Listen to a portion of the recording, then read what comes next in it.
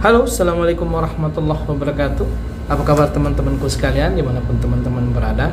Semoga teman-teman sehat selalu dan semoga selalu dalam lindungan Allah Subhanahu wa Ta'ala dimanapun teman-teman berada ya. Di video David kali ini masih akan membahas seputar kontrak kerja ya. Video yang kemarin yang sebelumnya itu David bahas soal kontrak kerja juga, yang mana itu isi videonya tentang hati-hati terhadap kontrak kerja yang ditulis worker ya. Nah, kali ini David akan sharing ya buat teman-teman dimanapun teman-teman berada yang mau kerja ke Arab. Kita akan bahas, David akan bahas perihal kontrak kerja ini ya. Jadi jangan sampai nanti kontrak kerja teman-teman sekalian itu nggak sesuai dengan saat kalian kerja ke sini kayak gitu loh.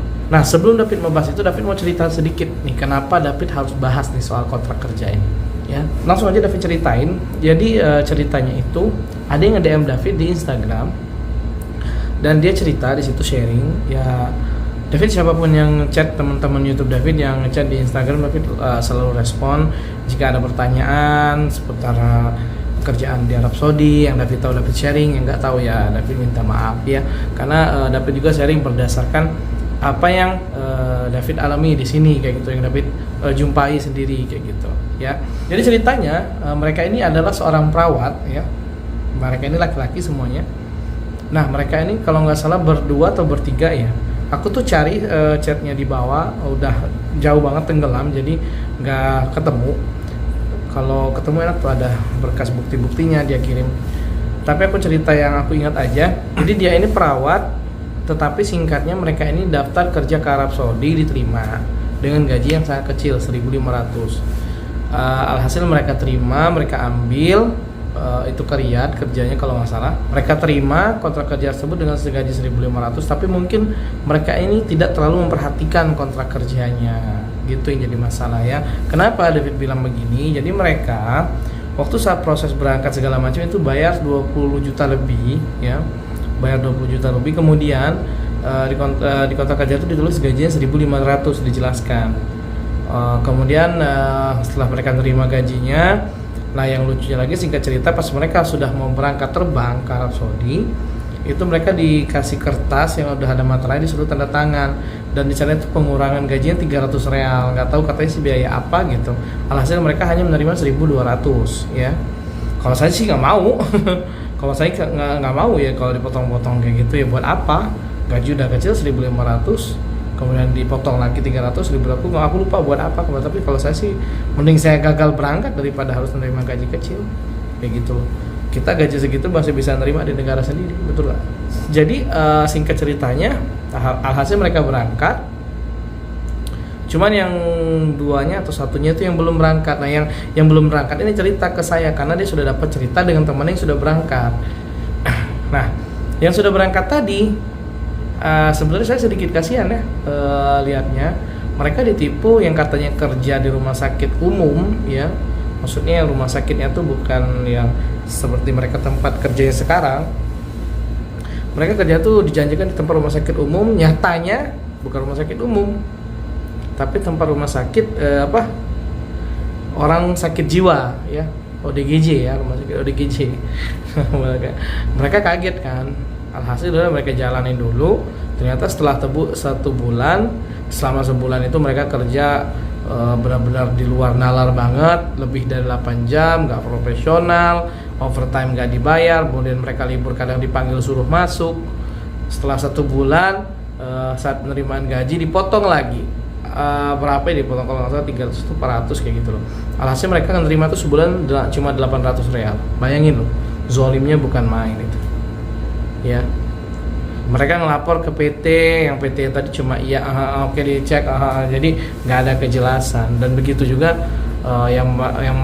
yang mengasih job ini katanya sih orang Indonesia, tapi orang Indonesia yang di Riyadh, aku nggak lupa juga sih orang Indonesia asli atau orang Indonesia, orang Saudi yang berdarah Indonesia gitu ya, aku lupa juga sih. Dan dia juga katanya dokter. Cuma aku kasihan aja sih, kasihan lihat orang Indonesia seperti itu. Makanya teman-teman ya, dari cerita aku tadi, buat teman-teman ya, bukan hanya di Arab Saudi, di Timur Tengah manapun, mau Oman, Qatar, Dubai, dimanapun, Emirat ya. Jadi kalau teman-teman menerima kontrak kerja nih ya, kalau teman-teman menerima kontrak kerja harus dibaca betul-betul Kalau aku pribadi, yang aku lihat itu nama tempat kerja perusahaan yang aku bakal datangin di sana nanti. Misal nih, nama tempat perusahaannya tadi, misal kalau aku kerja dijanjiin di restoran. Restorannya apa namanya? Sesuai nggak nih? Good and Mers misalkan, atau The Company Restoran misalkan, atau Hotel Hilton misalkan nih kan. Oh ini sesuai nih di kontraknya Hotel Hilton. Oke, fix, benar dijanjiin di sana. Yang lucunya nanti kamu dijanjiin bilang tempat kerjanya ini, nyatanya beda kayak gitu loh. Misal kalau dijanjiin kamu kerjanya di bagian motong rumput misal, tapi nama motong rumputnya di situ misalkan company misalkan factory company misal. Oh, factory company apa sih? Coba lihat benar nggak? Motong rumput nggak ada nggak di sana? Job motong rumput dicari. Oh emang iya ya. Coba boleh nggak? Kalau misalkan kamu kurang yakin, boleh nggak saya kirimin foto perusahaan di sana? Minta tolong bosnya untuk fotoin buat kami. Kalau misalkan PT-nya marah-marah atau apa, udah mending mundur aja. Bilangin balikin uang, kayak gitu aja. Ya. Karena takutnya nanti kena tipu kayak gitu loh. Dijanjiin kerjanya potong rumput misalkan di perusahaan besar misal ini ya. Tahu nanti potong rumput di rumah orang Saudi. Oh, kayaknya nggak tahu kan. Kayak gitu. Makanya harus ada kejelasan kayak gitu ya. Nah, kalau saya itu lihat ke company perusahaannya. Kalau bisa kita tahu company profile perusahaan yang akan kita tuju. Itu jauh lebih bagus ya. Kedua, jam kerja. Jam kerja harus jelas. Misal dia nulis di sana 9 jam. Oke, 9 jam. Nah, kalau di luar itu ada nggak overtime-nya? Ditanyakan. Kalau dia bilang nggak ada, ya saya nggak mau. Terserah kalian kayak gitu loh. Harus bayar atau gimana buat perjanjian. Oke, kalau misalkan nggak ada, saya 9 jam ya kerja. Paling saya loyalty saya setengah jam atau 1 jam. Misal ini contoh. Kalau kalian tadi memang benar-benar yang menanamkan sifat profesional. Tapi kalau saya sih kayak gitu ya.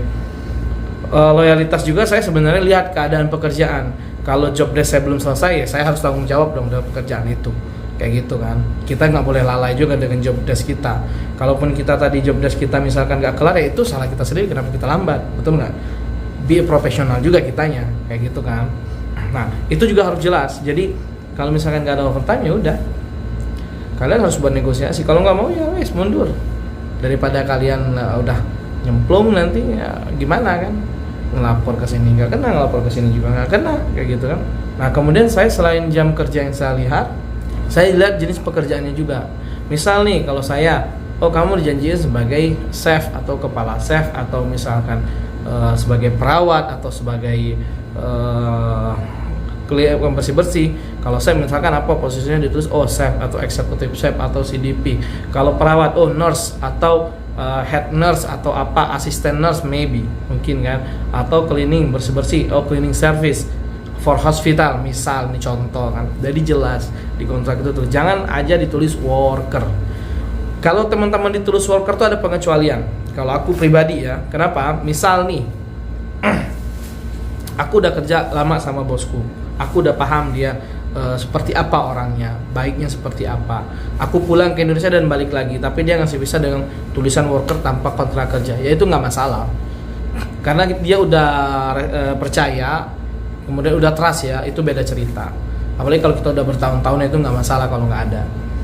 Saya ini cerita ini untuk yang baru kayak gitu ya. Jadi itu harus ditulis jelas ya, jenis pekerjaannya ya. Tadi profil perusahaan sudah saya bahas, jam kerja sudah saya bahas, soal overtime juga, kemudian jenis pekerjaannya juga, kemudian lokasi kalian kerja. Makanya saya bilang teman-teman harus tahu profile company-nya. Misal nih perusahaan, misalkan kita ambil contoh misalkan Fairmont Hotel misalnya, kita contoh yang mau kerja sebagai chef nih misalnya, The Fairmont Hotel. Oh, The Fairmont Hotel ini dia di Saudi ada berapa nih? Oh, di kota Jeddah 1, di Dammam 1, di Al Qasim 1, oh di sini ada. Oh, oke. Di Mekah 1, di Jeddah, Riyadh 1. Oh. Nah, kamu tanya, saya mau ditaruh di mana nanti tempat kerjanya? Di Mekah kah, di Jeddah, Riyadh, Al Qasim? Tanya jelas-jelas kayak gitu. Kamu udah dapet profil perusahaannya, kamu dapat lokasinya. Oh, ini oke, aman. Kayak gitu. Misal ada perusahaan satu, dia perusahaannya baru, restorannya baru, dia baru 1, misalkan ada di Jeddah atau di Mekah. Tanya di mana kamu kerjanya. Sesuai nggak dengan lokasi yang tertulis di kontrak kerja? Jadi biar tahu. Nah, kalau semua itu nggak ada yang sesuai kayak gitu loh, kamu nggak nemu perusahaan profile company-nya itu di mana tempat kamu bekerja dengan jenis pekerjaan yang kamu terima ya, jangan skill kamu yang tertulis di kontrak kerja itu ya, kalau dia bukan worker, tanyain. Atau misal nggak apa-apa kamu terima tulisannya worker, jenis pekerjaan tadi misal kamu tanyain juga, apa ini di mana kerjanya, aku mau tahu apa nama perusahaannya. boleh nggak kirimin foto perusahaan di sana yang mau kamu transfer aku ini. Oh aku nggak tahu ini di mananya, ini orang Saudi. Udah mending mundur daripada kamu berangkat di sini ya maksudnya gini dong, berangkat ke sini alhasil yang dijanjikan kerja ini tahun jadi kerja ini. Banyak banget kejadian kayak gitu. Ada yang dijanjiin kerja restoran, tahu-tahu jadi di sini tukang pijit. Ada yang dia tadi kerja sebagai nurse, datang ke sini jadi tukang pijit. Banyak banget kasus seperti itu. Makanya teman-teman harus hati-hati. Saya bilang tadi kontrak kerjanya tuh lihat di tengah. Jangan takut sama orang Indonesia bagian PT-nya. Jangan takut, jangan gelagapan. Kita nanya juga baik-baik. Saya nggak usah ngegas gitu. Kita nanya baik-baik. Kalau dia ngegas ya tanya kenapa kamu ngegas, saya kan nanya baik-baik. Saya juga pengen dong save untuk saya berangkat, gituin aja. Makanya kita jadi PMI harus punya bekal. Seminimal kita harus tahu gitu loh. Makanya saya sharing ini buat teman-teman yang mau berangkat ya. Jadi tahu kayak gitu loh. Oh ini persiapan, ini kata Bang David kayak gini. Boleh nih pembelajaran aku nih buat pribadi. Karena aku juga nggak mau teman-teman yang baru berangkat ke sini tuh terkena efek yang nggak baik gitu loh, yang maksudnya kena sialnya kayak gitu loh. Ya cobaan dalam kita mau berangkat ke luar negeri itu pasti ada. Aku juga aja kemarin beberapa kali lumayan cobaannya. Tapi qadar Allah kalau memang rezekinya ke sini berangkat kayak gitu loh. Ya. Dan aku juga udah tahu medannya. Nah, buat teman-teman yang belum tahu nih, makanya harus dipelajari gitu ya, harus tahu ya. Nah, jadi kontrak kerjanya tuh diperhatiin bener-bener. Kalau di situ juga biasanya tertera tuh nama bosnya siapa, kayak gitu. Ada nama bosnya, nama ownernya. Biasanya kayak gitu sih.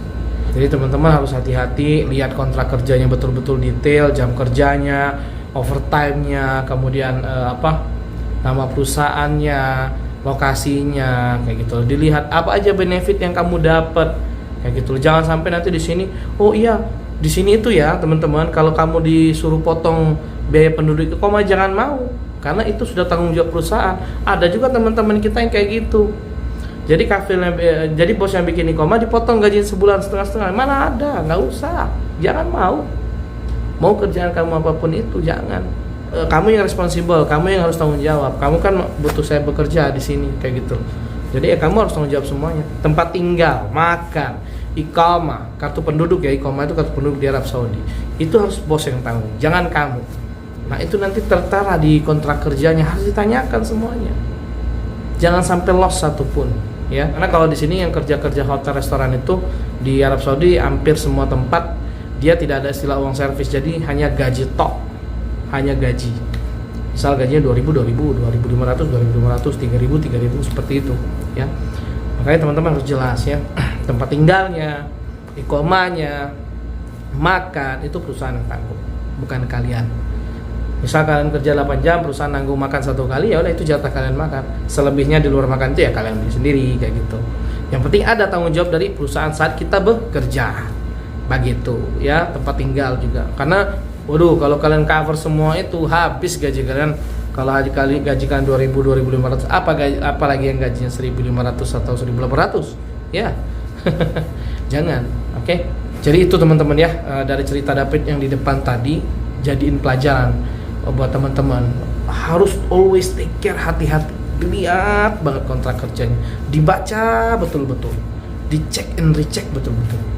Jangan sampai udahlah aku kerja ke Arab Saudi, terima aja lah, nafas 1.500, seperti berangkatnya tadi ke Riyadh, berangkatnya tadi ke Jeddah, Qasim yang jauh dari Mekah, ya tadi pengen bisa umroh, ya salah kayak gitu.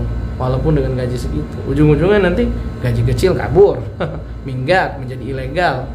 Itu kan sama aja menyusahkan pemerintahan Indonesia kita namanya, mencoreng juga negara kita kayak gitu. Negara kita dan negara Arab ini ya dikenal orangnya baik-baik, bagus-bagus, ramah-ramah, sopan-sopan, ya. Nggak terlalu banyak berbuat ribut. Tapi ya itu, janganlah berpikir karena gaji kecil tadi menjadi ilegal dan segala macam, jangan, ya. Jadi mungkin itu video yang David bisa sharing ke teman-teman ya. Sekali lagi dapat ingatin, take care, hati-hati soal kontrak kerja, betul-betul hati-hati. Jangan sampai diterima-terima aja, baca poin-poin tadi ya yang David sebutkan, dicatat biar nggak lupa.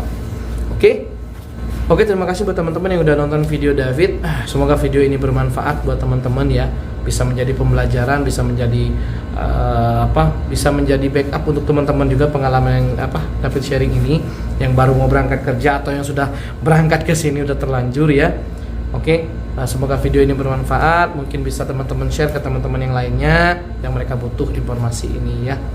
Dan juga jangan lupa subscribe video David, like, subscribe, komen ya, karena itu support yang sangat berharga bagi David dari teman-teman sekalian, agar David bisa sharing video yang lainnya ya. Oke, mungkin sampai di sini aja video yang David bisa sharing. Sampai jumpa di video berikutnya teman-teman. See you next time. Bye bye.